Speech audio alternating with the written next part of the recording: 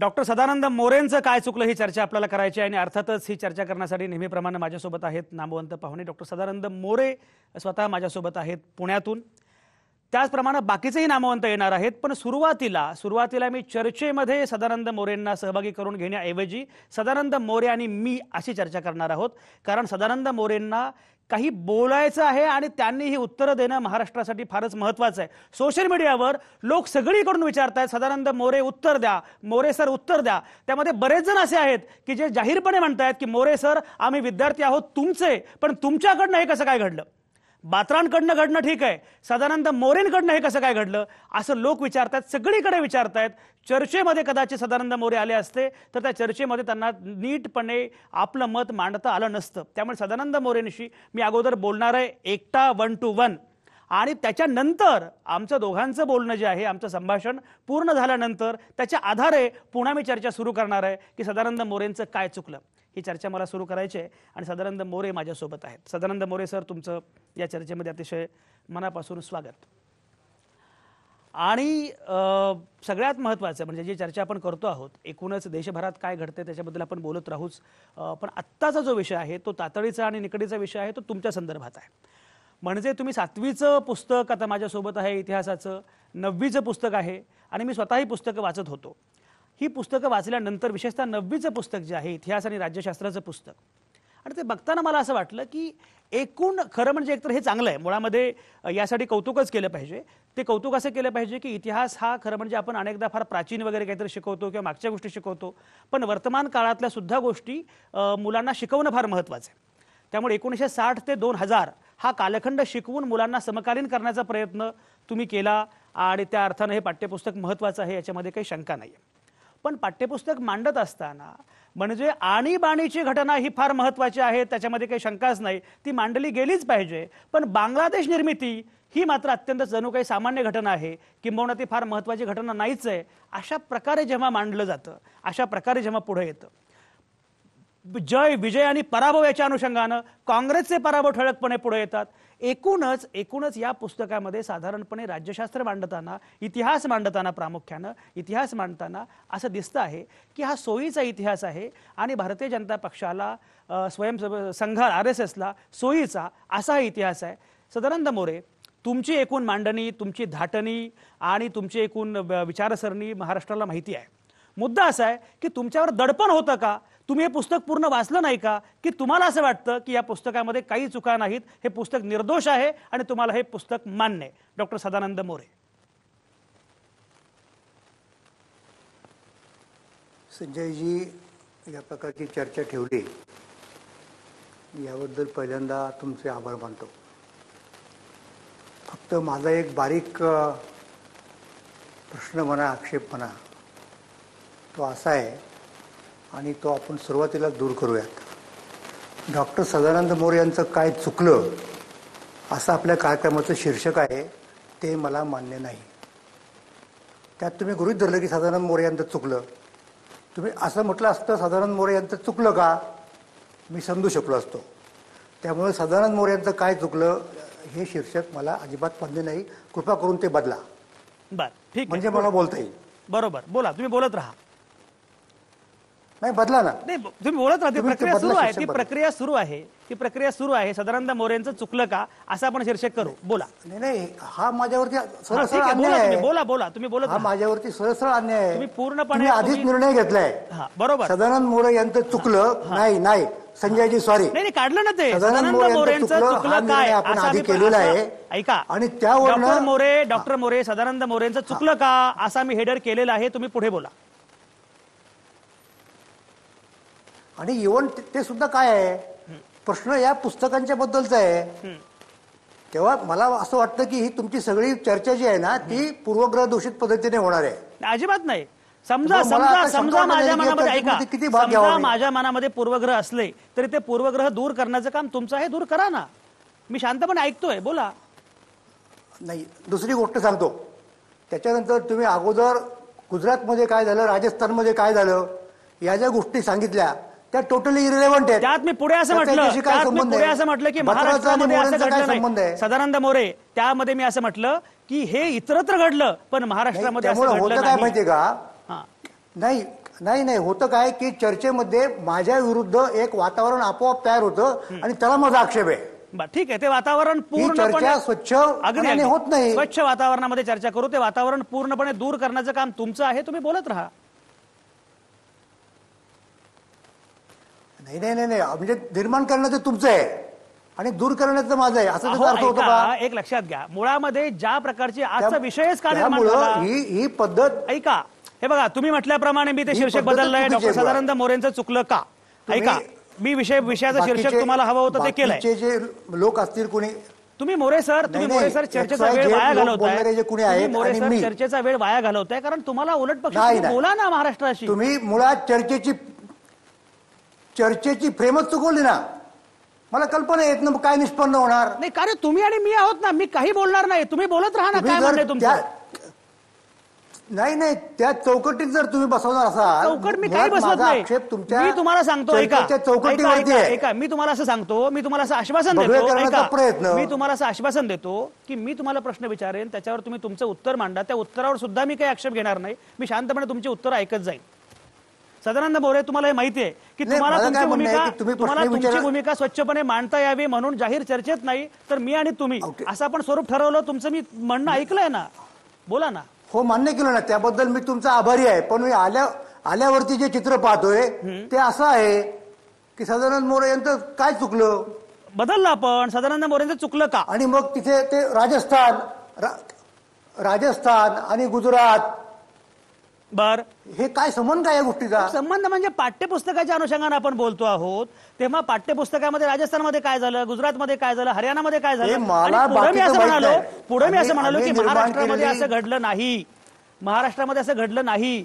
मी हे पण म्हणालो की महाराष्ट्रामध्ये बात्रा नाहीयेत, आमचे आम्ही सदानंद मोरे निर्माण- आहेत, हे पण मी म्हणालो. तुम्ही बोला ना सदानंद मोरे सर, तुम्ही का बाकी गोष्टी काय बोलता?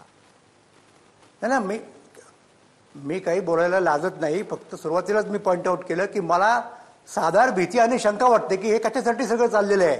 मला अडचणीत आणण्याचा जर प्रयत्न असेल तर मी त्यात स्वतःहून कशाला माझी मान अडकून देऊ?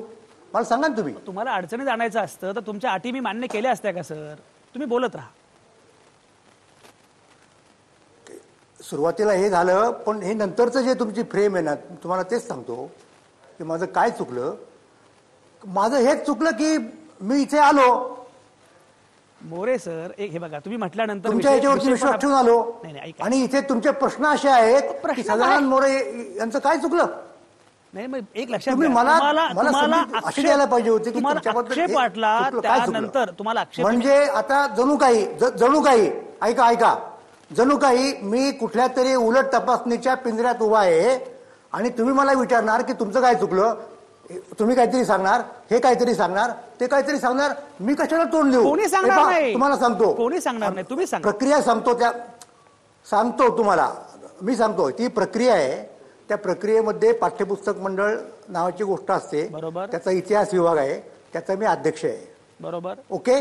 अध्यक्ष स्वतः लिहित नसतो, बरोबर, ती कमिटी लिहिते. कमिटी एखाद्या प्रसंगी एखाद्या लेखावरती काम सोपवते. नंतर ते लिखाण झाल्यानंतर सगळी कमिटी ते वाचते, त्याच्यावरती चर्चा होते, एकेका शब्दावर चर्चा होते. त्याच्यानंतर तज्ज्ञांकडे पाठवलं जातं, बर, बाहेरचे तज्ज्ञ जे शिकवणारे शिक्षक आहेत त्यांच्याकडे पाठवलं जातं आणि सगळं झाल्यानंतर हे होतं. अध्यक्ष मी इथे काय येतो अध्यक्ष म्हणून, तर अध्यक्ष म्हणून माझी जबाबदारी मी टाळणार नाही, बरोबर, म्हणून मी इथे येतो. पण मला जर आरोपीच्या पिंजऱ्यात उभं करून कुणी उलट तपासणी करत असेल तर मी त्याला बांधील नाही.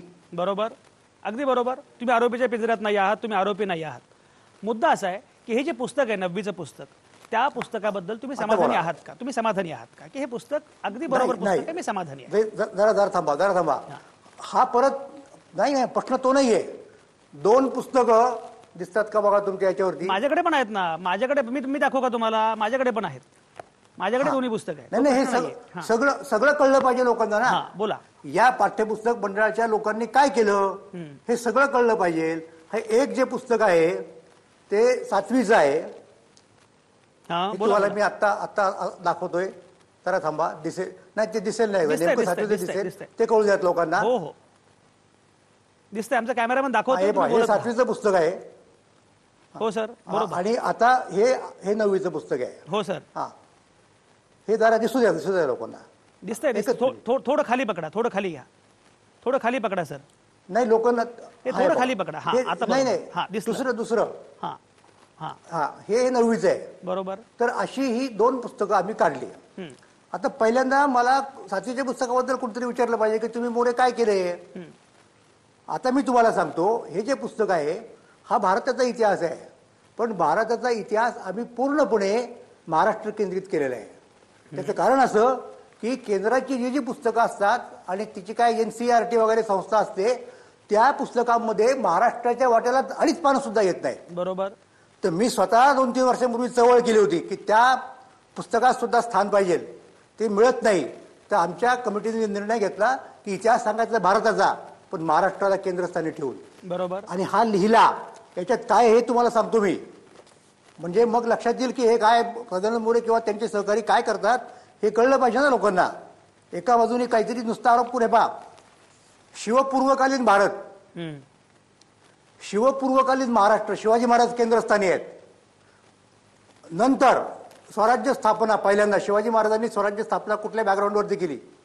नंतर स्वराज्य स्थापना करून शिवाजी महाराजांचा मृत्यू झाल्यानंतर मोगलांची संघर्ष त्यांना कसा करावा लागला.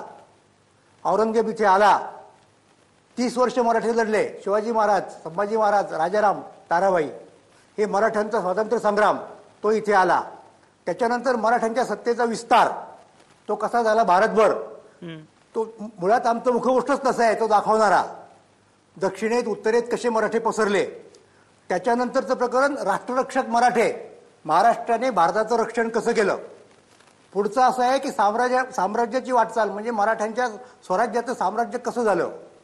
हा सगळा इतिहास अशा पद्धतीने मांडलाय की आमच्यातल्या प्रत्येक इतिहास सभासदाला मी सोडून, मला नको ते महाराष्ट्र भूषण पदवी दिली पाहिजे. ठीक आहे. हे याच्यावरती काही बोलण्याच्या ऐवजी जो तो उठतोय आणि तो 9वीच्या पुस्तकातलं काहीतरी संदर्भ घेऊन ठोकतोय, ही काय पद्धत आहे. बर, बोला. 7वीच्या पुस्तकाबद्दल तुम्हाला दिलं पाहिजे महाराष्ट्र भूषण, मान्य. पण समजा 9वीच्या पुस्तकाबद्दल कोणी दूषण देत असेल तर त्याबद्दल मला नको आहे. नाही मला नको आहे. मी सांगितलं की माझ्या सगळ्या सहकाऱ्यांचं एवढं कौतुक करायला पाहिजे की दिलं, कारण हे पहिल्यांदा आलंय असं, अजूनपर्यंत कुणी केलेलं नव्हतं. बरोबर, हे सांगायला लागतंय. तुम्ही सुरुवातीला कुणी पाहत नाही ना. तुम्ही सुरुवातीला मोरे सर मी असं म्हणालो की इतिहासाची मांडणी तुम्ही ज्या प्रकारे केली पुस्तकामध्ये ती खरंच वेगळी आहे, ती प्रयोगशील आहे, हा उल्लेख मी आवर्जून केलेला आहे. त्यामुळे ते आहेच.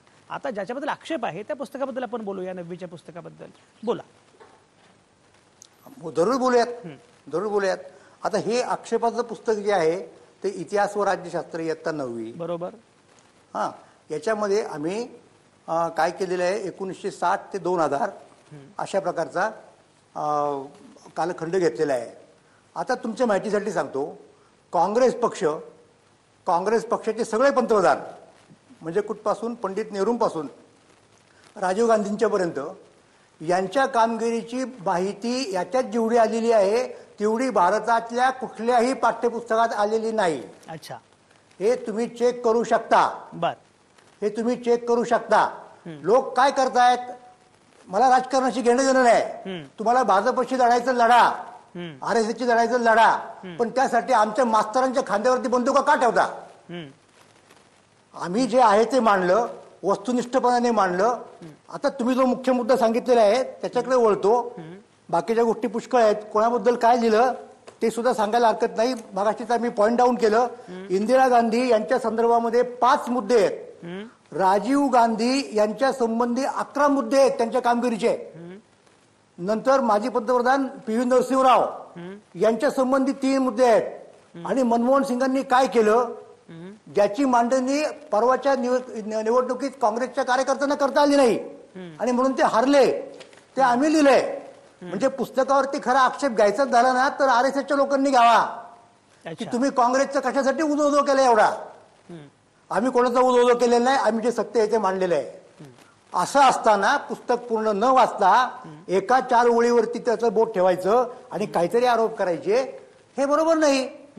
येऊयात आपण त्या ओळीकडे. हे बघा, आता उदाहरणार्थाचं आहे आणि मी तुम्हाला कॉन्ट्रास्ट करून सांगेन. काय म्हटलं आम्ही की संरक्षण सामग्री आणि विशेषतः बोफोर्स कंपनीकडून लांब पल्ल्याच्या तोफा खरेदी संदर्भात झालेल्या भ्रष्टाचाराच्या प्रकरणात कोणाकडून झाला भ्रष्टाचार? बोफोर्स कंपनीकडून. याच्यात राजीव गांधींनी काही केलं असं आहे का कुठे? हा बोफोर्स कंपनीकडून झालेल्या भ्रष्टाचाराच्या संदर्भात त्यांच्यावर टीका झाली, वस्तुस्थिती आहे. बरं. त्या टीकेला मुख्य मुद्दा बनवून काँग्रेस हा म्हणजे विरोधकांनी टीका केली आणि काँग्रेस हारलं. म्हणजे मला आश्चर्य असं वाटतं की त्यावेळेला ज्यांनी त्या टीकेला सडेतोड उत्तर द्यायला पाहिजे होतं, राजीव गांधी निर्दोष कसे आहे ते सांगायला पाहिजे होतं, त्यासाठी कोर्टापर्यंत जायची गरज नव्हती. कोर्टाकडनं क्लीन चिट मिळेपर्यंत ते त्यांना करता आलं नाही. आणि आम्ही आता इतिहासामध्ये हे घडलं हे सत्य सांगतोय. त्यांना कुठेही धक्का न लावता जास्तीत जास्त वर्णन या पुस्तकात राजीव गांधीजींचं आहे. जास्तीत जास्त कॉन्ट्रीब्युशन कोणाची झालेली आहे या सगळ्या याच्यात आम्ही इंदिरा गांधींपेक्षा, पंडित नेहरूंपेक्षा, मनमोहन सिंगांपेक्षा, नरसिंहरावापेक्षा जास्त स्थान या पुस्तकात राजीव गांधीला आहे. आता हा जो मुद्दा आहे तो की ते आम्ही लिहिलं, त्यांचा पराभव झाला. आता ही गोष्ट खरी आहे. आता पुढचा मुद्दा असा आला की जो लोक प्रश्न करतायत विनाकारण की हा आम्ही आरोप केला, तर आम्ही आरोप केलेला नाही. पहिल्यांदा मी तुम्हाला म्हटलो त्याप्रमाणे बोफोर्स कंपनीचा आरोप आहे, त्याचा मुद्दा केला. आता पुढचा मुद्दा कुठे आला की त्यांना क्लीन चिट दिली न्यायालयानं. 2004ची गोष्ट आहे. आमच्या पुस्तकाची मर्यादा 2000ची आहे. त्यामुळे 2004 नंतर झालेल्या ज्या गोष्टी आहेत त्या याच्यामध्ये येणार नाही. आणि अर्थात समजा तरीही लोकांना वाटलं, आग्रह धरला, काँग्रेस एवढं सांगून सुद्धा काँग्रेसच्या कार्यकर्त्यांची समजूत पटली नाही, तर आम्ही करू विचार दुरुस्तीचा, त्याच्यामध्ये आणू त्याच्या पुढच्या प्रिंटमध्ये वाक्य. आम्हाला काहीच प्रॉब्लेम नाही त्याच्यामध्ये, दुरुस्ती करू. बरं, मला एक सांगा, एक आणखी आक्षेप जो आहे की या सगळ्या कालावधीमध्ये आवश्यकता बरोबर या सगळ्या कालावधीमध्ये बाबरी मशीद विध्वंस ही अतिशय महत्वाची घटना आहे, पण त्या घटनेचा उल्लेख अगदी बरोबर की नाही बरोबर असं वाटावं, असं झालंय असं वाटतं का? हा आता सांगतो तुम्हाला. त्यासंबंधी तुम्हाला सांगतो काय होतं माहिती का की पाठ्यपुस्तक निर्मितीचा संबंध लोक प्रचलित राजकारणाशी लावतात, त्यातनं हे प्रॉब्लेम सगळे निघालेले आहेत. बरोबर. आता काय झालेलं आहे, आम्ही असं लिहिलं की अयोध्येमध्ये बाबरी मशीद आणि राम जन्मभूमीचा प्रश्न ऐरणीवरती आला. दंगलीचा उल्लेख टाळला आम्ही. का टाळला आम्ही?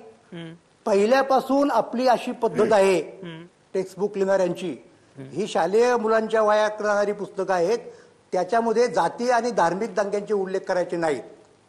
असं असेल, अगदी अगदी मोरे सर हे मान्य केलं. 48 साली गांधीजींची हत्या, ऐका नाही ऐकून घ्या वाक्य. 48 साली गांधीजींची हत्या झाली, आपण ब्राह्मण आणि इतर यांचे दंगे झाले, ब्राह्मणांची घर जाळली सांगत नाही. थांबा, या पुस्तकात इंदिरा गांधींची हत्या झाली, शिखांची आणि दंगल झाली हिंदूंची, नाही उल्लेख केलेला आम्ही. त्याच सूत्रानं आम्हाला समाजामध्ये वैमनस्य माजवायचं नाही म्हणून हिंदू आणि मुसलमान यांच्या दंगलीचा आम्ही उल्लेख केला नाही. त्याच्या उलट अंतर्गत आव्हानं या मुद्द्यावरती जमातवाद आता संपूर्ण चॅप्टर आहे आणि त्या चॅप्टरमध्ये जमातवाद म्हणजे काय, तो कसा आणू नये याच्या संबंधी विश्लेषण केलेलं आहे. मी तुम्हाला आव्हान देऊन सांगतो की असं पुस्तक करणं हे सोपं काम नाही. अगदी अगदी मोरे सर हा मुद्दा आमच्या सगळ्या सभासदांनी सहकाऱ्यांनी मनापासून काम केलेलं आहे. आणि त्याचं कौतुक व्हायच्या ऐवजी जर कुणी राजकारण करत असेल काय, मला माझं नडलेलं नाही, घेणं नाही मला याचं काय. बरोबर. एक मला सांगा की बांगलादेशाची निर्मिती झाली त्यावेळी बांगलादेशाची निर्मिती मला खेद जातो एक नाही आवटी साहेब, मला हे जरा महाराष्ट्रातल्या लोकांना सांगू द्यात की मी गेली 40 वर्ष कमीत कमी निष्ठेने महाराष्ट्राचा खरा इतिहास संवर्धनाचं काम करतोय, कोणाच्याही याचं दडपण न घेता. आणि अशा माणसाला तुम्ही जर 4 वेळी काढून काढत असाल तर मग मला या महाराष्ट्रातल्या लोकांची चिंता वाटते की काय करणार आहे महाराष्ट्राचं इथून पुढे. मोरे सर तुम्ही आज मी तिला माझ्यासारख्या 2-4 ऑब्जेक्टिव्ह लोक शिल्लक आहेत, तुम्ही असे नाराज तेही राहणार नाहीत. मोरे सर नाराज, मला माझी पर्वा नाही, लक्षात घ्या. तुम्ही नाराज होऊ नका, उलट नाराज होऊ झालेलं नाही. ऐका तुम्हाला ज्या पद्धतीने चाललंय ना तुमचं जे कॉन्ट्रीब्युशन आहे तुम्ही आम्हाला विचारू शकतो, आम्ही तुम्हाला विचारू शकतो, हीच फार महत्वाची गोष्ट आहे. त्यामुळे अजिबात व्यक्तिगत घेऊ नका. एकूण तुमचं योगदान आणि हे सगळंच लोकांना माहिती आहे, त्याबद्दल शंकाच नाहीये. म्हणूनच मोरे सर असताना हे घडलं, तर काय घडलं तर शांतपणे विचारूया म्हणून मी तुम्हाला विचारतोय.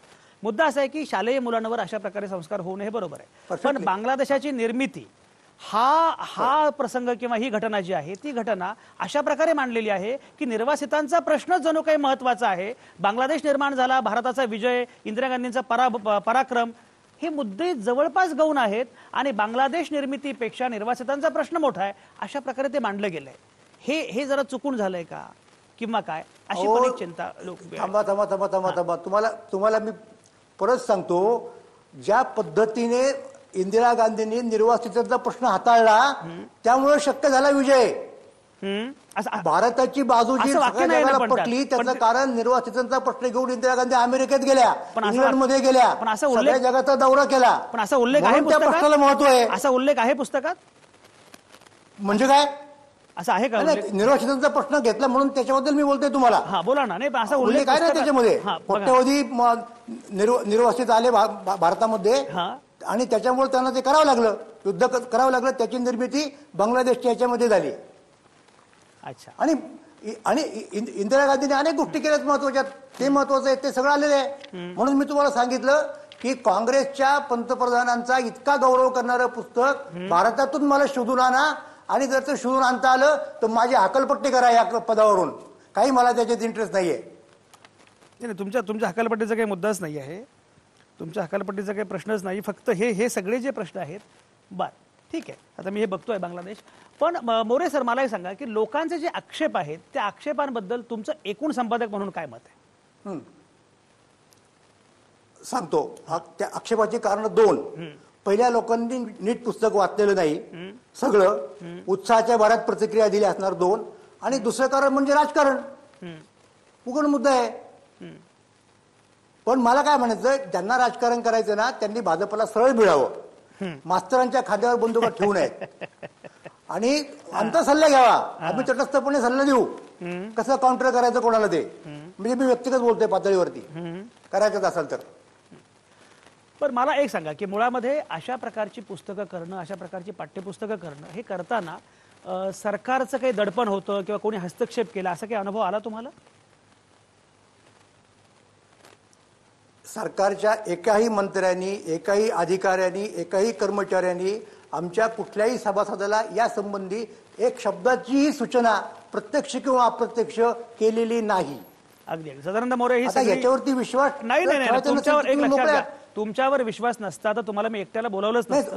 मी तुम्हाला वैयक्तिक नाही म्हणत. एक लक्षात घ्या, हा कार्यक्रम अवघा महाराष्ट्र बघतो आहे, त्यामुळे तुमची भूमिका महाराष्ट्रापर्यंत पोहोचणं हे फार महत्वाचं आहे. आणि म्हणून मी तुम्हाला मुद्दाम बोलावलं. यापेक्षा तुम्हाला काही वेगळा मुद्दा मांडायचा आहे का?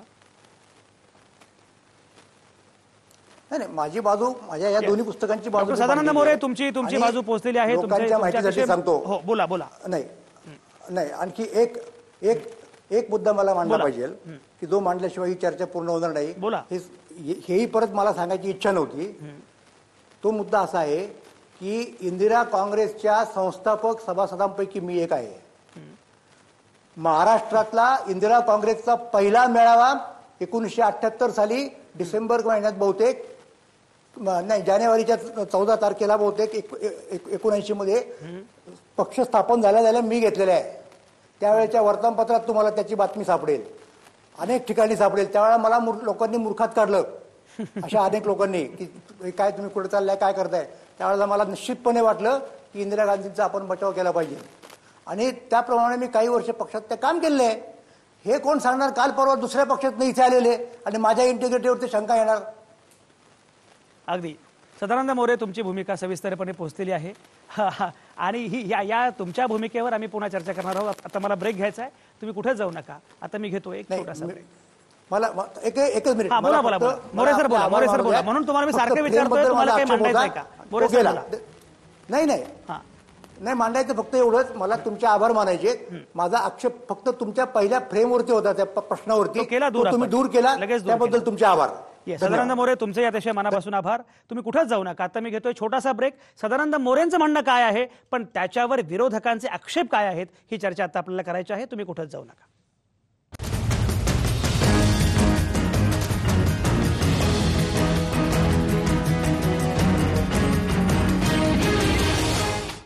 आवाज महाराष्ट्राचा विशेष कार्यक्रमात तुमचं पुन्हा एकदा स्वागत. डॉक्टर सदानंद मोरेंचं चुकलं का, ही चर्चा आपण करतो आहोत. डॉक्टर सदानंद मोरेंनी सुरुवातीला माझं काहीच चुकलं नाही आणि उलट पक्षी हे जे पुस्तक आहे, या प्रकारचं पुस्तक लिहिलं त्याबद्दल त्या लेखकांना, संपादकांना महाराष्ट्र भूषण दिलं पाहिजे, एवढं हे महत्त्वाचं पुस्तक आहे आणि तरीही लोक आक्षेप उपस्थित करतायत, याच्याबद्दल त्यांनी खंत व्यक्त केली.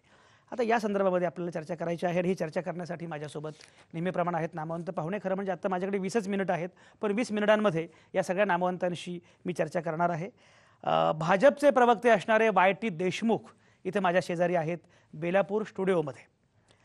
राष्ट्रीय स्वयंसेवक संघाचे कार्यकर्ते विचारवंत असणारे दिलीप देवधर हे नागपूरमधून आपल्यासोबत असणार आहेत.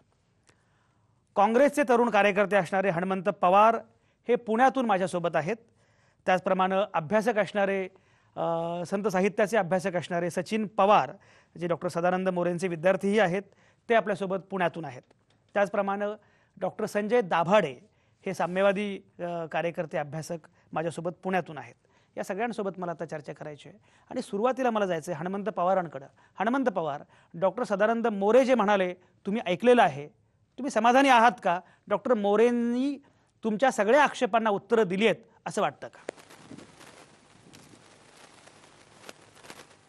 नाही, खरं म्हणजे आता आदरणीय मोरे सरांची चर्चा ऐकून आक्षेप वाढलेले आहेत. समाधान तर बिलकुलच झालेलं नाही, पण आक्षेप वाढले. त्याचं कारण असं की ते ज्या आविर्भावामध्ये आणि ते ज्या चिडचिड्या पद्धतीने मांडत होते, त्यांना हे सिद्ध होतं की कुठेतरी काहीतरी पाणी मुरते. मी उदाहरणं सांगतो तुम्हाला. किती पुस्तकातली पानं अशी काढून दाखवू मी? पुस्तक माझ्याकडेही आहे. किती पानं अशी काढून दाखवू की ज्या पुस्तकामध्ये ठरवून काँग्रेस द्वेष ठासून भरलाय? या पुस्तकामध्ये पान नंबर 5, पान नंबर 6, पान नंबर 17 या 3 ठिकाणी असा उल्लेख आहे की काँग्रेसचा दारुण पराभव झाला. विशेषणासकट काँग्रेसचा दारुण पराभव झाला. एक वाक्य जे वाचून दाखवलं मोरे सरांनी, ते वाक्य मला खरं तर खंत वाटते की त्या वाक्याचा अर्थ बोफोर्स कंपनीकडून भ्रष्टाचार झाला असा होतो का? त्यांनी ते वाक्य वाचून दाखवताना असं सांगितलं की कंपनीकडून भ्रष्टाचार झाला. मी पुन्हा वाक्य महाराष्ट्राला वाचून दाखवतो. ते वाक्य असं आहे, संरक्षण सामग्री आणि विशेषतः बोफोर्स कंपनीकडून लांब पल्ल्याच्या तोफा खरेदी करणे संदर्भात झालेल्या भ्रष्टाचाराच्या प्रकरणात त्यांच्यावर बरीच टीका झाली. बोफोर्स कंपनीकडून झालेला भ्रष्टाचार असा शब्द इथं नाहीये. बोफोर्स कंपनीकडून खरेदी करण्यात आलेल्या तोफा संदर्भात झालेला भ्रष्टाचार. म्हणजे इथं बोफोर्स कंपनीचा भ्रष्टाचार नाही, ज्यांनी खरेदी केल्या त्यांचा भ्रष्टाचार. शब्दांमध्ये किती शब्दांमध्ये अडकवता? मी किती वाक्य तुम्हाला याच्यात काढून दाखवू? ह्याच्यामध्ये मी तुम्हाला सांगतो की या अभ्यासक्रमामध्ये नक्षलवादी चळवळीवर अख्खा एक पॅरेग्राफ आहे. नक्षलवादी चळवळ म्हणलं की महाराष्ट्रातला डावा असो, उजवा असो, काँग्रेस, राष्ट्रवादी, कोणत्याही विचारसरणीचा कार्यकर्ता असो, सामान्य वाचक असो, आदिवासी त्याच्या डोळ्यासमोर येत नाहीत. आदिवासी परिसराचे प्रश्न येत नाहीत. अख्ख्या चॅप्टरमध्ये तुम्ही आदिवासी शब्द घालताय आणि नक्षलवादी चळवळीची माहिती करून देताय. आदिवासी शब्दाला कोणत्या संघटनेचा विरोध आहे तुम्हाला मी सांगायची गरज नाही, मोरे सरांना मी सांगायची गरज नाही. याच पुस्तकामध्ये ईशान्य भारतातल्या सगळ्या समस्यांबद्दल उहापोह केलेला आहे. ईशान्य भारतातल्या हिंसाचाराबद्दल, ईशान्य भारतातल्या फुटीरवादाबद्दल उहापोह केलाय. त्यामध्ये आपसा कायद्याचा उल्लेख नाही तुम्हाला करावा वाटला? कोणाचा विरोध आहे आपसा कायद्याला? कोणाचं समर्थन आहे आपसा कायद्याला? हे न कळण्या इतके आता विद्यार्थी, अभ्यासक, शिक्षक आणि राजकीय कार्यकर्ते सुद्धा अडाणी राहिलेले नाहीयेत. दुसरं मी सांगतो, इंदिरा गांधींचं योगदान, राजीव गांधींचं योगदान आणि काँग्रेसच्या सगळ्या पंतप्रधानांचं योगदान सगळ्यात जास्त या पुस्तकात देशामध्ये मांडलेलं आहे. असं मोरे सर जेव्हा सांगतात त्यावेळेस मला त्यांना हे लक्षात आणून द्यायचंय की अख्ख्या खलिस्तान चळवळीचा बिमोड केल्याचा एक पॅरेग्राफ, दीड ते 2 पॅरेग्राफ या पुस्तकामध्ये आहेत. ऑपरेशन ब्लू स्टार या पुस्तकामध्ये आहे. भिंद्रनवाले या पुस्तकामध्ये आहे. पण त्या अख्ख्या चॅप्टरमध्ये कुठेही इंदिराजींचं सक्षम नेतृत्व, इंदिराजींचं कणखर नेतृत्व का नाही आलं? का नाही देऊ शकत तुम्ही बोफोर्स तोफा सांगताय विद्यार्थ्यांना, तुम्ही आणीबाणी सांगताय विद्यार्थ्यांना, पण तुम्हाला बाबरी मस्जिदीमधला संघर्ष आणि धार्मिक संघर्ष सांगायला तुम्हाला अडचण वाटते. नक्षलवाद्याचा संघर्ष सांगताय, ईशान्य भारतातली हिंसा सांगताय तुम्ही, पण ही हिंसा सांगायला तुम्ही का घाबरताय? का तुम्हाला तिथं लिहावं वाटलं नाही की राष्ट्रीय स्वयंसेवक संघाच्या आणि भारतीय जनता पक्षाच्या आजही अस्तित्वात असलेल्या नेत्यांचं नेतृत्व होतं तिथं? हे नाही सांगता येत तुम्हाला? यापासून तुम्ही विद्यार्थ्यांना लांब ठेवणार आहात. किती मुद्दे सांगायचे. Hindu code bill, doctor Babasaheb आंबेडकरांनी काय काय केलं महिलांसाठी हे सांगताना तुम्ही हिंदू कोड बिलांचं श्रेय बाबासाहेबांना देत नाही. हिंदू कोड बिलाला कोणत्या संघटनेचा आणि कोणत्या विचारधारेच्या लोकांचा विरोध होता हे महाराष्ट्राला माहित नाही. मोदी सरांसारख्या इथल्या जिज्ञासू आणि अभ्यासू माणसाला माहित नाहीये. आणि परत विरोध करायचे की दुसऱ्या पक्षातून आलेली माणसं, मी काँग्रेससाठी काम केलं, आदरणीय शरद पवार साहेबांनीही काँग्रेससाठी काम केलेलं आहे, ममता बॅनर्जींनीही काँग्रेससाठी काम केलेलं आहे, या लोकांनी केलेलं आहे काम. पण आज तुम्ही काय भूमिका घेताय, आज तुम्ही कोणाच्या सोयीचं लिहिताय, आज तुम्ही कोणासाठी लिहिताय, आणि बिटवीन द लाईन इतिहास काय असतो हे लक्षात येत नाही मोदी सरांना. बिटवीन द लाईन्स इथं काय किती वाक्य मी तुम्हाला काढून दाखवू की ज्याच्यामधून स्पष्ट असं उल्लेखित होतं की काँग्रेस पक्षाबद्दल इथून पुढच्या पिढीच्या मनामध्ये हा द्वेष पेरला जाईल. हे तुम्हाला सांगताना, हे लिहिताना तुमच्याकडे तपासायला आलं त्यावेळेस तुम्हाला दिसलं नाही. धादांत विधान आहेत काही. मला अतिशय वेदना होतात. मी जो अंक संपादित केला शिवचरित्राचा तो मोरे सरांना अर्पण केलेला आहे. त्यांच्या मार्गदर्शनाखाली इतिहासाची विकसित दृष्टी आमची झाली. पण हे वाटलं नव्हतं की मोरे सरांनाच भांडावं लागेल आणि हे सगळं मोरे सरांच्या खांद्यावर. मोरे सरांनी 3दा उल्लेख केला की माझ्या शिक्षकाच्या खांद्यावर बंदूक तुम्ही ठेवू नका, पण तुमच्या खांद्यावर कुणीतरी बंदूक ठेवलेली आहे आणि तुम्हाला बळीचा बकरा बनवण्यात येतं आहे. आदरणीय वडीलधाऱ्या मोदी सरांना विनंती आहे, सर पुन्हा ते इतिहासाचं पुस्तक वाचा. तुम्ही याच्या आधी काय केलं, तुम्ही याच्या अगोदर किती काम केलं हे सांगून तुम्ही आता जे झालं त्याच्यापासून तुम्ही पळ काढू शकत नाही. अगदी हनुमंत पवार तुमचे सगळे मुद्दे पोहोचले. सचिन पवार हे सदानंद मोरेंचे विद्यार्थी आहेत. सचिन पवार, सदानंद मोरेंनी गंभीर चूक केलेली आहे. कारण मगाशी त्यांचं चुकलं का की काय याच्या अनुषंगाने ते फार भडकले. त्यांचं म्हणणं असं आहे की मी चुकलो असं तुम्ही म्हणू नका. चुकलं का हा फार तर प्रश्न ठेवा, पण चुकलेच, कुठे चुकले असं म्हणू नका. पण सचिन पवार, तुम्हाला असं वाटतं का की खरंच मोरे सर चुकलेले आहेत?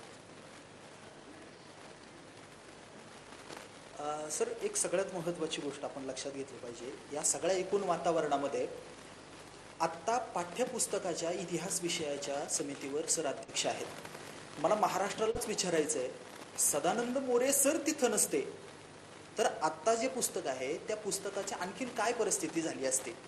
महाराष्ट्रानं या विषयाकडे गंभीरपणे विचार केला पाहिजे, एक भाग. दुसरं एक गोष्ट आहे की सर जी काही भूमिका मांडत होते, माझं निरीक्षण असं आहे की ती फक्त सदानंद मोरे नावाच्या व्यक्तीची भूमिका नाही, तर अध्यक्षपदाची जबाबदारी मला नाकारायची नाही म्हणून संपूर्ण समितीच्या वतीनं मी एक भूमिका मांडतो आहे, असं मोरे सरांचं एकंदरीत या विषयाच्या संदर्भानं म्हणणं होतं. काँग्रेसची वगैरे मंडळी आत्ता जे काही बोलत आहेत, मला त्यांना फक्त एका गोष्टीची आठवण करून द्यायची जी माझ्या समोर मागच्या 7-8 वर्षामध्ये काही घडली.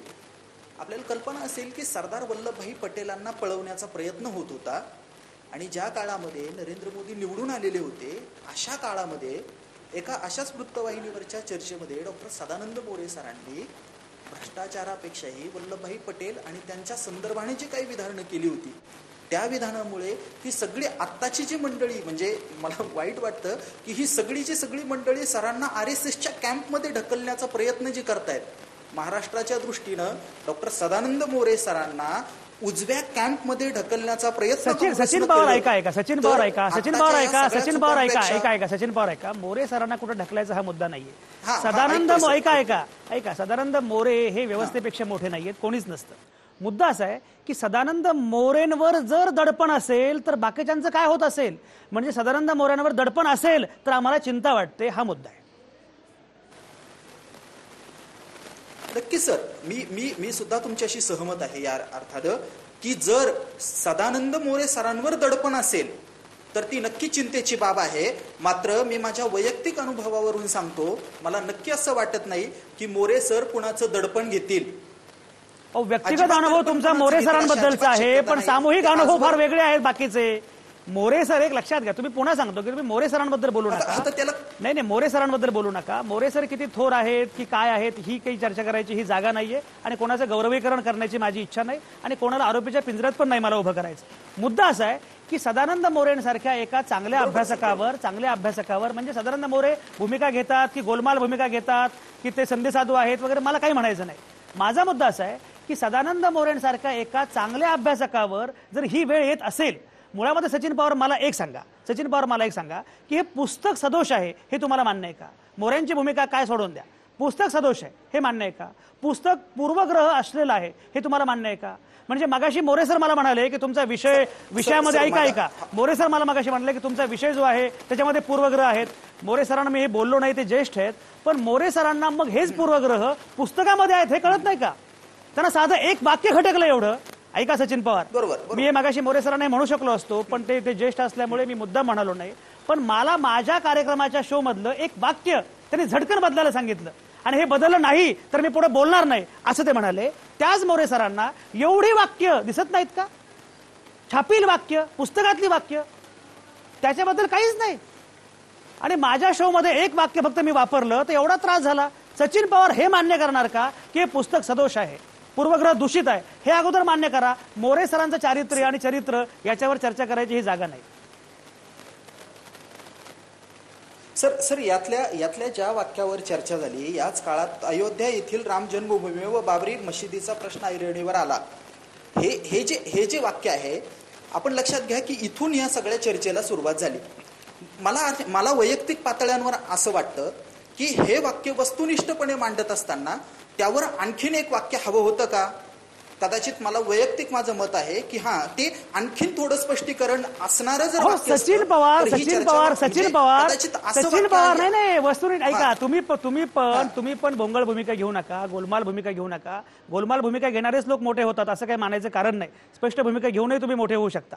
सचिन पवार मुद्दा असा आहे सचिन पवार, की त्या अख्ख्या याच्यामध्ये बांगलादेश निर्मिती आणि इंदिरा गांधींचं योगदान, म्हणजे ज्याला अटल बिहारी वाजपेयींनी ज्यासाठी इंदिराबाईंना दुर्गा म्हटलं त्याचा उल्लेखच नाहीये. म्हणजे निर्वासितांचा प्रश्न झाला, युद्ध झालं आणि बांगलादेश निर्माण झाला.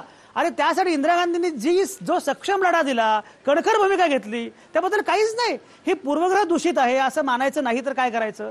म्हणजे समजा हनुमंत पवार काँग्रेसचे कार्यकर्ते आहेत, त्यामुळे काँग्रेसचा दारुण पराभव झाला हे त्यांना खटकलं. मला काही त्यात खटकानंसर काही वाटत नाही. त्यात तसं काही नाहीये का दारुण पराभव झाला. कारण जो सत्तेवर आहे त्याचा पराभव हा दारुण असतो. समजा 2019 मध्ये मोदींचा पराभव झाला, तो व्हावा असं काही माझं म्हणणं नाहीये, पण झाला तर तो दारुण पराभव आहे असंच म्हणावं लागेल. त्यामुळे तो प्रश्न नाहीये. पण प्रश्न जो आहे तो प्रश्न मूलभूत आणि गंभीर आहे. त्याच्याबद्दल तुम्ही बोलणार की नाही? सचिन पवार हे चुकलंय, हे मोरेंनी मान्य केलं पाहिजे. ते अध्यक्ष आहेत का? त्यांनी पुस्तक वाचलं का? लक्षात घ्या, संपादक म्हणून समजा माझ्या कार्यक्रमामध्ये एखादा शब्द चुकला तर मी संपादक म्हणून मान्य करतो की हा माझा शब्द आहे आणि त्या चुकीसाठी मी पूर्णपणे असतो जबाबदार. तर ती जबाबदारी त्यांनी घेतलीच पाहिजे. नाहीतर पदं घेऊ नका. तुम्हाला सगळी पदं पाहिजे जगभरातली आणि जबाबदारी मात्र घ्यायची नाही. आणि तरी पुन्हा सांगायचं जाहीरपणे की दडपण कुठलंच नाही. मग हा संधी साधूपणा आहे का? मुद्दा आहे. दिलीप देवधर, मला एक सांगा, मुळामध्ये संघाचा अजेंडा सगळीकडे राबवण्याचं जे काही चाललेलं आहे अशी टीका होते. मी येतो. दिलीप देवधर, संघाचा अजेंडा सगळीकडे राबवण्याचा उद्योग सुरू आहे. आता ज्या प्रकारे, म्हणजे देशभरात तर सुरूच आहे, राज्यामध्ये ज्या प्रकारे विनोद तावडे शिक्षण मंत्री आहेत आणि बाकी सगळी त्यांची मंडळी ज्या प्रकारे सगळा कारभार करतायत तो बघितल्यानंतर जणू काही संघाचाच अजेंडा व्यवस्थितपणे राबवला जावा असं सगळं सुरू आहे. ही जी टीका आहे, दिलीप देवधर, तुम्ही संघ विचारांचे अभ्यासक आहात, काय म्हणणं आहे?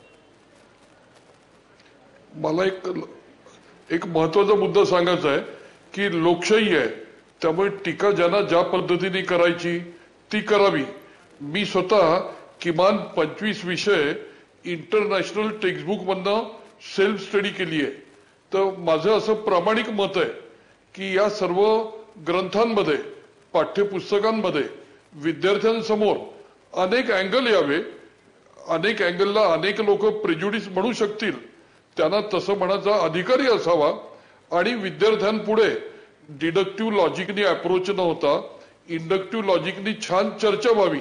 मी एक नागपूरचंच उदाहरण देतो. नागपूरच्या आणि महाराष्ट्रातल्या विद्यापीठांच्या पाठ्यपुस्तकामध्ये डॉक्टर भालू भोयेंचं पाठ्यपुस्तक, त्याच्यामधलं एक वाक्य आहे. ते वाक्य असं आहे की 1980 नंतर इंदिराजी आणि राजीवजींनी भारताच्या राजकारणामध्ये हिंदू कम्युनलिझम आणलं आणि ते हिंदू कम्युनल कार्ड खेळले. आता याच्यावर त्यावेळेला काही लोक नाराज झाले, काही लोकांना त्याच्यात एक भूमिका वाटली. तर ज्यांना जे वाटलं ते त्यांनी मांडलं पाहिजे, त्याबद्दल माझं म्हणणं काही नाही. पण माझा मुद्दा एवढाच आहे की शैक्षणिक क्षेत्रामध्ये तुम्ही कितीही ऑब्जेक्टिव्ह झाला तरी एक अँगल येतच असतो, कारण की मानवाचं वैशिष्ट्य आहे. नाही, मानवाचं वैशिष्ट्य ऐका दिलीप देवधर, मानवांच्या वैशिष्ट्यांबद्दल वगैरे आपण बोलत राहू, ती वैशिष्ट्ये बरीच आहेत. प्रश्न असा आहे की मुळामध्ये शिक्षणाच्या भगवेकरणाचा जो संघाचा अजेंडा आहे तो अजेंडा राबवला जातोय. मग मला एक सांगा दिलीप देवधर, बाकी जाऊ द्या, खाजगीत सांगा की तुम्ही तरी खुश आहात ना, की बरं चाललंय, आपल्या विचारांप्रमाणे चाललंय, तुम्ही तरी खुश आहात का? ते हनुमंत पवारांचं आपण नंतर बघूया. तुम्ही तरी खुश आहात का?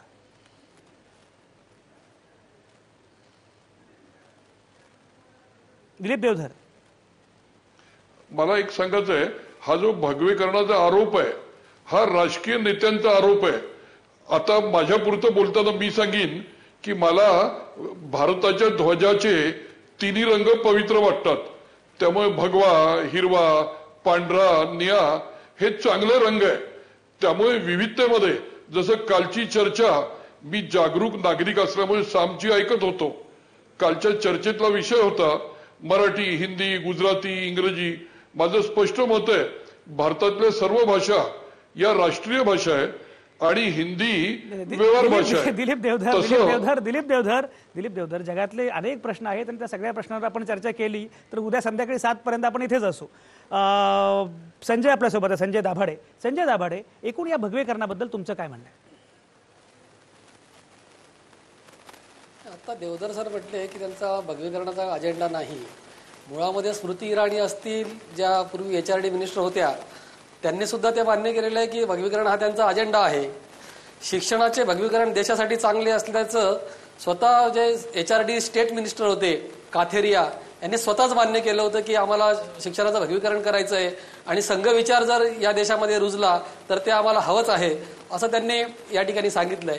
मला या ठिकाणी काँग्रेसची काय भूमिका आहे त्याबद्दल मी बोलणार नाही, परंतु एकंदरीत ते ज्या वेळेस ते काँग्रेसच्या भ्रष्टाचाराची उदाहरणं पुस्तकांमध्ये देत आहेत, परंतु त्याच वेळेस बंगारू लक्ष्मण या भाजपाचे प्रमुख होते, अध्यक्ष होते, ते स्वतः लाच घेताना त्याचं सगळं प्रसिद्ध झालं. कारगिलच्या युद्धामध्ये सैनिक शहीद होत होते, त्यावेळेस शवपेटीच्या खरेदीमध्ये आणि शस्त्र खरेदीमध्ये मोठा भ्रष्टाचार झाला, हे त्यांनी सांगायला पाहिजे. दुसरी गोष्ट, संसदेमध्ये प्रश्न विचारायचे याच्यासाठी भाजपाचे जे खासदार आहेत त्यांनी पैसे घेतले आणि प्रश्न विचारले आणि त्यांचं खासदारकी पद रद्द झालं, हे तुम्ही लिहिणार आहेत की नाही? मुळामध्ये शिक्षण हे जे माध्यम आहे, शिक्षणाचा उपयोग आपले एका प्रकाराने एक वैचारिक आणि सांस्कृतिक हेजेमनी, एक वर्चस्व तयार करण्यासाठी शिक्षणाचा वापर त्यांना करायचा आहे. हा देश त्यांना एक ब्राह्मणी हिंदू राष्ट्र असं त्यांना तयार करायचं आहे आणि त्याच्यासाठी संपूर्ण संघाचा अजेंडा हा शिक्षणामध्ये आणला जातोय. मी या ठिकाणी विचारीन की सरदार पटेलांनी 1948 साली म्हणजे गांधींच्या खुनानंतर जे पत्र गोळवलकर गुरुजींना लिहिलं होतं, त्याच्यामध्ये सरदार पटेल म्हणतात की तुम्ही गांधींच्या हत्येनंतर आनंदोत्सव केला आणि पेढे वाटले. हे जे सरदार पटेलांचं वाक्य आहे, हे तुम्ही आत्ताच्या या पुस्तकांमध्ये छापणार आहात का? दुसरीकडे गोळवलकर गुरुजी म्हणतात 14 जुलै 1946 मध्ये गुरुपौर्णिमेच्या मेळाव्यात त्यांचं भाषण आहे गोळवलकर गुरुजींचं. भगवा झेंडाच देशाच्या महान संस्कृतीचं संपूर्णपणे प्रतीक ठरू शकतो. आमचा पूर्ण विश्वास आहे की एक दिवस असा येईल की ज्या दिवशी संपूर्ण देश भगव्यासमोर नतमस्तक होईल. म्हणजे भारताचा तिरंगा बाजूला ठेवून, राष्ट्रध्वज बाजूला ठेवून यांना ब्राह्मणी हिंदुत्वाचं प्रतीक भगवा जो झेंडा आहे त्याच्या समोर संपूर्ण देशाला नतमस्तक करायचं आहे. एका अर्थानं या संपूर्ण प्रक्रियेतून संघाला आणि भाजपाला या देशामध्ये ब्राह्मणी राष्ट्र आणि संघाचं जे संपूर्ण विचारधारा आहे, जे गोळवलकर गुरुजींची जे विचारधन नावाचं पुस्तक आहे त्याच्यामध्ये जे जे काही म्हटलेलं आहे ते संपूर्णपणे त्यांना या देशामध्ये आणायचं आहे. संजय दाभाडे तुमचा मुद्दा पोहोचला. संजय दाभाडे मुद्दा पोहोचला. ब्राह्मणीकरण हा त्यांचा अंतिम अजेंडा आहे. YT देशमुख, असा अजेंडा आहे? अशा प्रकारचा कुठलाही अजेंडा नाही आहे. वस्तुस्थिती अशी आहे का आता जी संपूर्ण चर्चा झाली त्याच्यामध्ये आपल्याला एकच दिसून येतं का एकामेकाविषयी दूषित ग्रह करणं आणि त्याचं ते दूषित ग्रह केल्यानंतर त्या भावना व्यक्त करणं, ह्याच्यासाठी हा कार्यक्रम मला वाटते गाजत असावा. कारण बघा, तुम्ही पण साम TV वाल्यांनी सुद्धा जी फ्रेम ठेवलेली आहे त्याच्यामध्ये संघ मोदी यांचं सतत त्याच्यामध्ये दिसतं आणि एक भाजपाच्या विरोधात वातावरण तयार करण्याच्या दृष्टिकोनातून अशा प्रकारचे कार्यक्रमाची निर्मिती केली काय असा संशय येतो. वस्तुस्थिती बघितली तर पाठ्यपुस्तके निर्मितीमध्ये जे काही तज्ज्ञ मंडळी असतात ती निर्मिती करतात आणि त्यांच्यावर कोणाचं दडपण असण्याचं कारणच नाही. फक्त इतिहास संशोधक असतात, त्यांनी त्याच्यावर बारीक लक्ष ठेवायला हवं आणि त्यात इतिहास संशोधकांनी त्या पुस्तकामधल्या काही चुका असतील त्या वेळीच दाखवून आणल्या. तर हे काही अशा प्रकारचं कोणाचा तरी अजेंडा आहे म्हणून ते पुस्तक निर्मिती होते अशा प्रकारचं काही मला तरी वाटत नाही. आणि मी निश्चितपणे वाईटी तुमचा मुद्दा पोहोचला. संजय दाभाडेंना काहीतरी बोलायचंय. संजय दाभाडे बोला. हा त्यांचा अजेंडा आहे. काय केंद्रीय मनुष्यबळ विकास मंत्री जे आहेत राज्यमंत्री त्यांनी जाहीर केलेलं आहे की भगवीकरण हा त्यांचा अजेंडा आहे म्हणून. हनुमंत पवार, या पुस्तकाच्या अनुषंगानं म्हणजे आपण 90च्या पुस्तकाबद्दल बोलतोय, खरोखरच एवढं तुम्ही गंभीर व्हावं, म्हणजे तुम्ही उल्लेख केला की सदानंद मोऱ्यांविषयी एवढा आदर आहे, तरी सुद्धा एवढं गंभीर व्हावं असं काय आहे? सर, खूप ते पुस्तक जर अभ्यासकाच्या दृष्टिकोनातून पाहिलं, काँग्रेसचा मी आहे हे थोडं विसरा. मी एक अभ्यासक म्हणून, पत्रकार म्हणून, विद्यार्थी म्हणून जर वाचायला घेतलं तर जिथं आणीबाणीचा उल्लेख आहे तिथे काँग्रेसचा दारुण पराभव झाल्याची नोंद आहे 77ला. तिथून पुढे दुसऱ्या धड्यामध्ये आर्थिक विकास हा धडा आहे. आर्थिक विकासामध्ये पंचवार्षिक योजनांची माहिती सांगताना परत 77च्या काँग्रेसच्या पराभवाचा उल्लेख आहे. अरे एकच पराभव दोन धड्यामध्ये हनुमंत पवार 77च्या शक्यता अशी आहे की 77च्या पराभवानंतर जेव्हा काँग्रेसमध्ये सदानंद मोरे सहभागी झाले त्यामुळे त्यांच्या ते लक्षात असणार नीटपणे, त्यामुळे दोनदा उल्लेख होऊ शकतो. त्यांनी मगाशी उल्लेख केला ते काँग्रेसमध्ये सहभागी झाले होते. कुठल्या पक्षामध्ये सहभागी होते? हो, नाही तसं मोरे सरांनी प्रके आचरेंचा रिपब्लिकन पार्टीमध्ये असताना प्रचारही केलेला आहे. तसे मोरे सर स्वतः वेगळा पक्ष काढायच्या एका प्रयत्नामध्ये होते हेही त्यांनी एकेकाली सांगितलेलं आहे. आणि काँग्रेसमध्ये होते, काँग्रेसमध्ये त्यांनी काम केलंय हेही ते आता सांगतात. मुद्दा माझा तो नाही. मुद्दा माझा असा आहे की राष्ट्रीय स्वयंसेवक संघाची जी एक विशेष दृष्टिकोन आहे या देशाकडे पाहण्याचा, तो दृष्टिकोन या पुस्तकामध्ये उतरलाय का हा प्रश्न आहे माझ्या समोरचा. मी तुम्हाला एक वाक्य वाचून दाखवतो.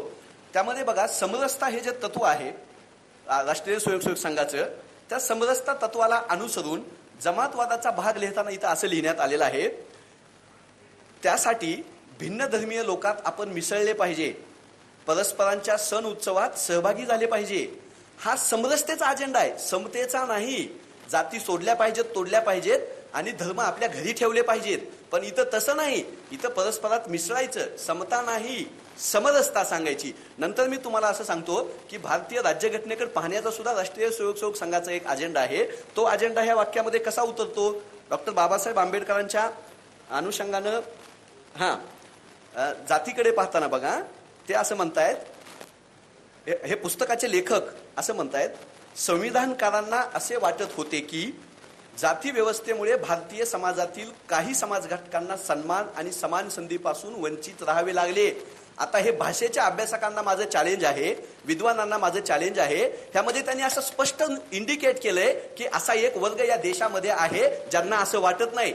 संविधानकारांना वाटले सन्मानापासून आणि संधीपासून वंचित राहिले म्हणून त्यांनी केले. म्हणजे इथे कोणतरी असं आहे की ज्यांना हे असं वाटत नाही. आणि ते कोण आहे हे मी तुम्हाला वेगळं सांगायची गरज नाहीये. तर हा अजेंडा मोरे सरांना कळणार नाही असा माझा समज नाही. हा अजेंडा मोरे सरांना कळालेला असेल. मगाजी मोरे सरांनी प्रोसेस सांगितली की मी अध्यक्ष आहे, त्याचे लेखक असतात, ते आम्ही लिहितो, मग विद्वानांकडे तपासायला जाता आणि मग येतं. तर लेखक कोण आहेत हेही शोधा, लेखक कोणत्या संस्थेत आहेत हेही शोधा, लेखक कोणत्या संघटनेमध्ये सक्रिय आहेत हेही शोधा आणि लेखकांनाही कधीतरी चर्चेला बोलवा. सचिन पवार हे सगळे आक्षेप मान्य आहेत का?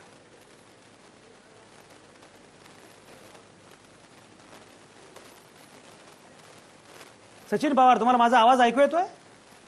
सचिन पवारांना माझा आवाज ऐकू येत नाही बहुतेक. सचिन पवारांना माझा आवाज ऐकू येत नाही. दिलीप देवधर, एक मला सांगा, हनुमंत पवार मगापासून संघाचा अजेंडा वगैरे म्हणतायत. मला जरा सांगा हो, सारखं हे संघाचा अजेंडा म्हणतो, तुमचा अजेंडा आहे तरी काय? सांगतो. संघाचा अजेंडा आहे राष्ट्रवाद.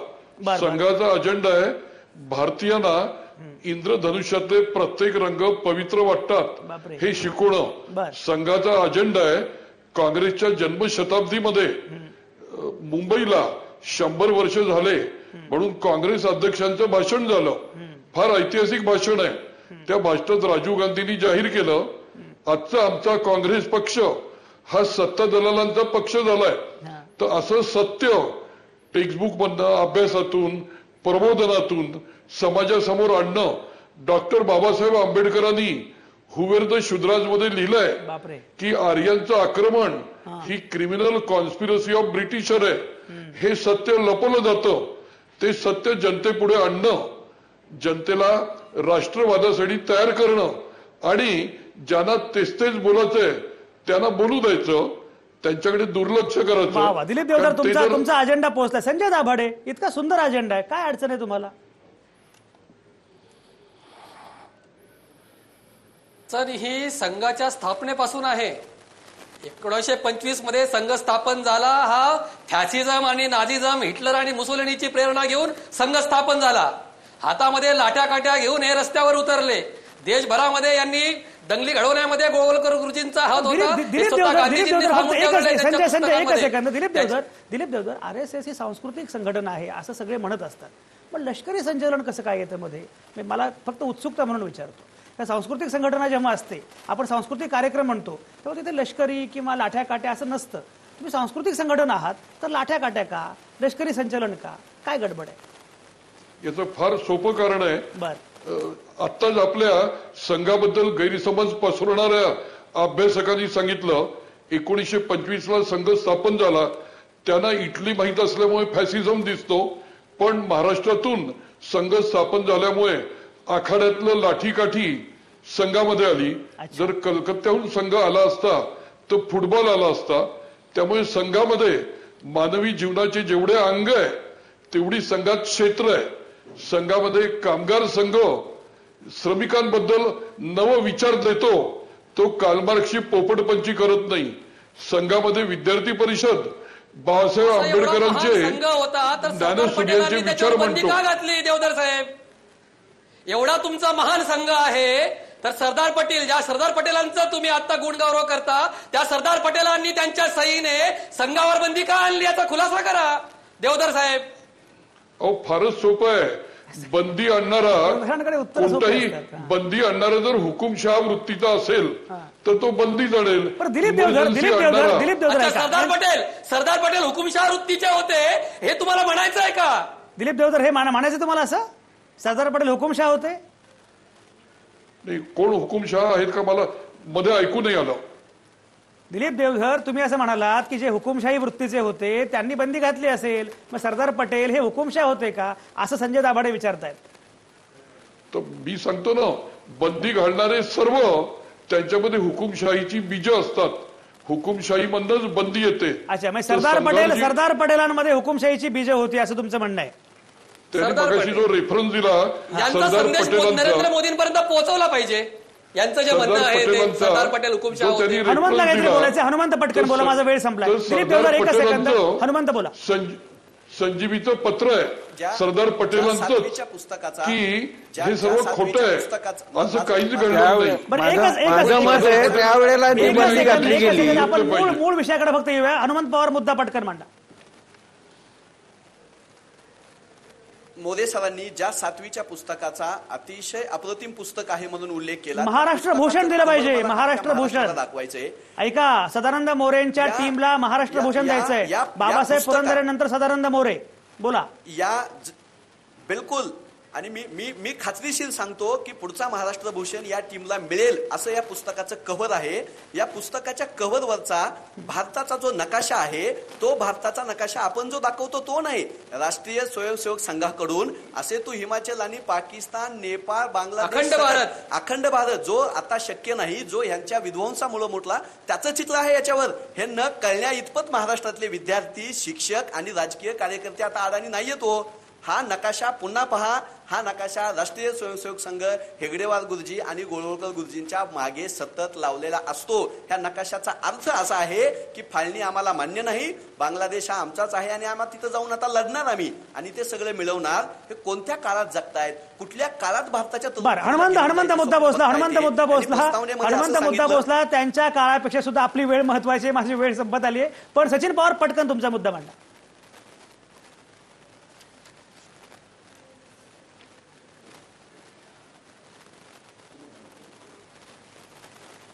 सचिन पवार बोला लवकर. हनुमंत पवार सचिन पवारांना बोलायला सांगा पटकन. नमस्कार.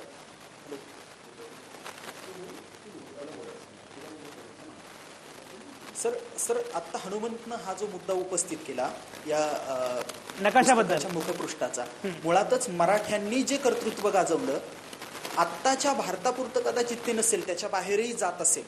मात्र मला आपल्या सगळ्यांना असं विचारायचं आहे की महाराष्ट्रीयन म्हणून आपण आपल्या मुलांना आपल्या पूर्वजांचा आत्ताच्या भारताच्या चौकटीच्या बाहेरचाही असणारा इतिहास आपण शिकवणार आहोत का नाही, इतका साधा मुद्दा मला आपल्याला सांगायचा आहे. ही सगळी चर्चा अतिशय महत्वाची. माझा वेळ संपलाय. सगळी चर्चा अतिशय महत्वाची आहे. ही सगळी चर्चा अतिशय महत्वाची. माझा वेळ संपला. सगळ्या नामवंतांचे अतिशय मनापासून आभार. आज मी इथंच थांबणार आहे.